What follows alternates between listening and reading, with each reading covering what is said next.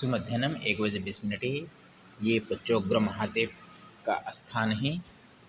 यहाँ ये हरिद्वार से मुरादाबाद जाते हुए मार्ग में है।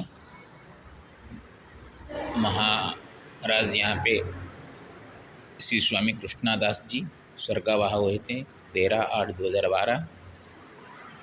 ओम हुंगनमते नमो नमः, हुंगनमते नमो नमः, हुंदुम दुर्गाय नमो नमः। यहाँ पर पचोग्र महादेव का स्थान है। महाराज सीताराम बाबा जी यहाँ के महंत हैं, विश्राम कर रहे हैं यहाँ पे। ओम त्र्यंबकं यजामहे सुगंधिं पुष्टिवर्धनम् उर्वारुकं मृत्युमुख्यमामृतं। नमो नर्मदेश्वराय, नमो नर्मदेश्वराय, नमो नर्मदेश्वराय। ओम नमो नर्मदा पचोग्र महादेवाय नमो नमः। ओम नमो नर्मदा पचोग्र महादेवाय, नमो नर्मदा पचोग्र महादेवाय नमो नमः। यहाँ पे मैंने एक रचना किया हूँ। 7 जून 2025 शनिवार है। 12:57 में 12:57 में पचोग्र महादेवाष्टकम पहले पाठ कर लेते हैं, उसका अर्थ करेंगे बाद में।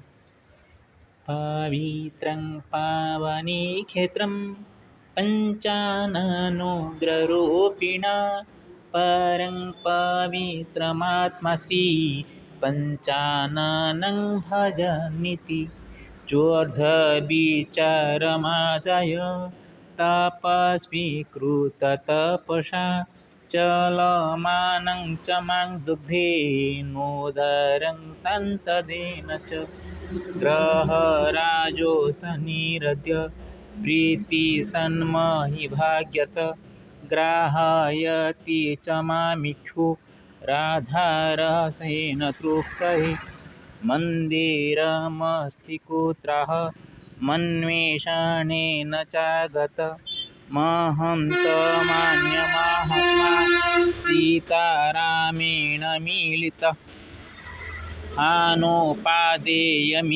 स्वात्मानुकूल्यचिन्तनम् अनायात्तापसन्त्रस्तां विश्रामाईश्वरप्रद देवदानवमनुषि स्वस्ति त्रिकोणमिति मे दाता हर्ता तथा स्वार्था नुकूल्यचिन्तनं वामनरूपयाचज्ञा बलिरिवास्तिदानिक बन्धान्मुक्तिस्तु याचज्ञा वदन्नरो सुबन्धकः साख्यानरे त्रिमूर्तिश्च स्वरूपं राजते विधि साक्षात् विष्णु जदि दत्ता संतापहरति हर विधिं विधि तवात्मास्ति नीता नीतात्मकी गति बोधयित्वे तदप्येवं चाष्टकेन भव सुखी। अभी उसका अर्थ करते हैं। पचोग्र महादेवाष्टकम। पवित्रं पावनी क्षेत्रं पंचाननोग्ररूपिणा परं पवित्रमात्मा श्री पंचाननं भजन्निति। ये पवित्र पावनी क्षेत्र है क्योंकि बद्रीनाथ से हम चलकर आ रहे हैं, हरिद्वार होकर नाजिवाबाद होकर, और अभी मुरादाबाद की तरफ चल रहे हैं। यहाँ से 17-18 किलोमीटर मुरादाबाद है। और जाते जाते ये रास्ते में चलते चलते ये एक आश्रम मिला। गंगा जी का पावन क्षेत्र है और यहाँ पे 55 भगवान शिव जी उग्र रूप में विराजमान है। उग्र का मतलब किसी भी क्षति पहुँचाने के लिए नहीं, अपितु जो कुछ गलती करता है उसको साक्षात दंड देने वाले हैं। और यहाँ पे परम पवित्र आत्मा के रूप में महंत महाराज सीताराम बाबा जी जो कि पंचानन जी को भजन करते हुए हमेशा यहाँ पे अपना स्थान जमा के रहे हैं। चूर्ध्वा विचारमादाय तापा स्वीकृततपसा चलमानं च मां दुग्धेनोदरं संतदेन च। और उनका विचार भी ऊर्ध्व विचार है। कोई आएगा वो खाली चला जाएगा, नहीं मानेंगे। मैं कुछ खाता नहीं बोल रहा, तो वो अपने शिष्यों को कहकर दूध मंगवाया, एक गिलास दूध दिए और चलते हुए मैं जो आया मेरे को दुग्ध प्रदान करके उदर शांति करने का वो कर्म भी किया। इससे एक मानवीय गुण का प्रकट होता है। ग्रहराजो सनिरद्य प्रीति सन्मयि भाग्यत ग्राहयति च मामिखु राधारसेन तृप्तये। और मेरे को ऐसा लगता है कि आज ग्रहराज शनि जी का वासर है और शनि मेरे ऊपर भाग्य से थोड़ा सा संतुष्ट हुए हैं, क्योंकि मेरे को इच्छू का गन्ना का रस राधा नामक युवक से मेरे को इतना पिलाया, मेरा पेट भर गया। 10-12 ग्लास एक एक करके मेरे को दे रहा है। कोई आ रहा है उनको दे रहा है, तो कुछ बच जाता है मेरे को दे देता है। और 15 मिनट के अंदर मैं देखा मैं और ज़्यादा रहूँगा तो मेरा पेट भर जाएगा। कोई 1-2-12 ग्लास देता है पीने के लिए, 10 रुपया वाला छोटा छोटा ग्लास वो 10-12 वो बेचता है, तो करीब 130 रुपया उसको मिलता। तो आज कैसा भगवान, वो उसका भाई अमित है। जब मैंने निकला आगे बढ़ने के लिए तो मेरे हाथ में 20 रुपये भी दे दिया। मंदिरमस्ति कुत्रः मन्वेषणेन चागत महंत मान्य महात्मा सीतारामेण मिलितः। मंदिर कहाँ पे पूछ के मैंने आ रहा था, तो धूप हो रहे थे, धूप से कैसे मुक्ति मिले, तो ऐसा कर करके मैं आ रहा था।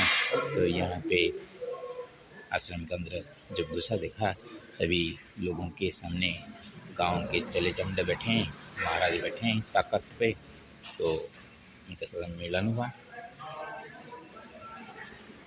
हानोपादेयमिति स्वात्मानुकूलीय चिंतनम हानायातपसंत्रस्तं विश्रामा ईश्वर प्रदः। हान छोड़ने का चीज़ है, क्या छोड़ना चाहिए उसका उपाय भी, क्या उपादेय है छोड़ने का उसका भी ज्ञान होना चाहिए। क्योंकि शरीर का अनुकूल आत्मा का अनुकूल हो तो गर्मी से बचना है, तो गर्मी में बचने का उपादेय क्या होना चाहिए, क्योंकि विश्राम का स्थली है।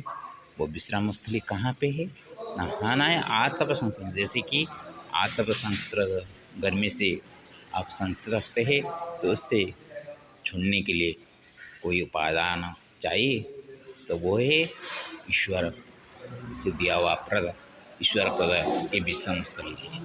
हर एक जगह में आपको बैठने के लिए रुकने के लिए नहीं दिया जाता। जब हम रास्ते में चलते हैं एक एक मंदिर में, छोटा छोटा मंदिर है, बैठने के लिए भी जगह नहीं होता। तो ये ईश्वर प्रद की तरह ही मिला जैसे लगा है। आज शनिवार है तो शिव जी का अभी अशेष कृपा मेरे ऊपर है, नहीं तो शनि देवता को संतुष्ट करना इतना सहज नहीं।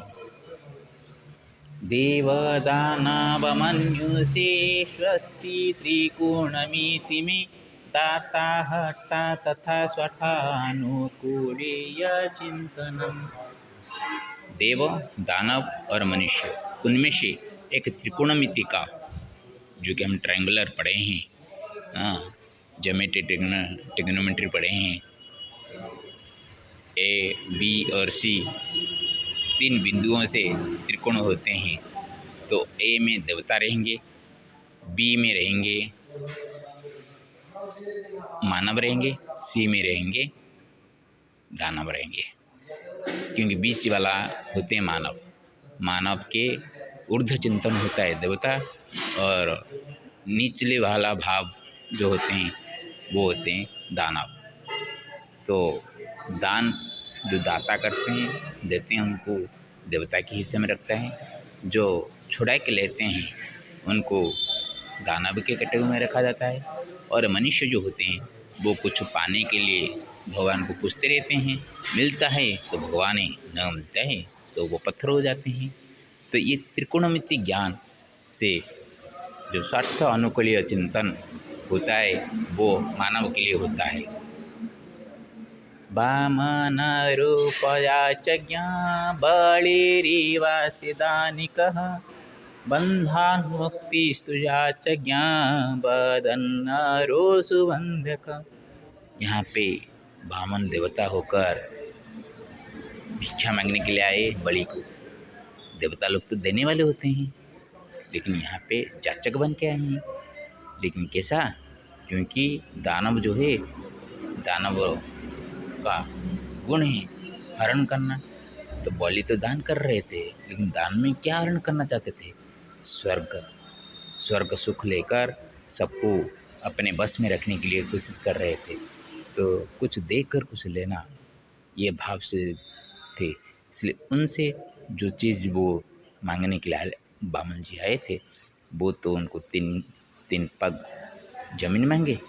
लेकिन बाद में जब वो अपना मथा उनके चरण के आगे रख दिए, तब उनको ऐसा एक स्थान दे दिया जो स्थान किसी को नहीं मिलेगा। और स्वयं भगवान उसको रक्षा करने के लिए वो उनका द्वारपाल होकर वो अभी भी उनके सामने है। देखिए, ये होते हैं दाता। आपसे कुछ छीन के लेंगे, लेकिन जो छीन के लेंगे वो आपका अहंकार, और देंगे आपको जो कि आप कभी भी नहीं सोच पाएंगे कि ऐसा मेरे को कुछ दान मिला है। और बंधात मुक्तिस्तु जाचेंगे। नर क्या मांगते हैं? हमको बंधन से मुक्ति करो, बंधन से मुक्ति करो। वो जितना मांगता रहता है उतना भी बंधन से वो बंध के जाता है। बंधन से कोई मुक्त नहीं हुआ है, ना होने का कोई उपाय है। एक ही चीज़, जब अहम भाव को छोड़ेंगे तो अपने आप बंधन से आप मुक्त हो जाएंगे।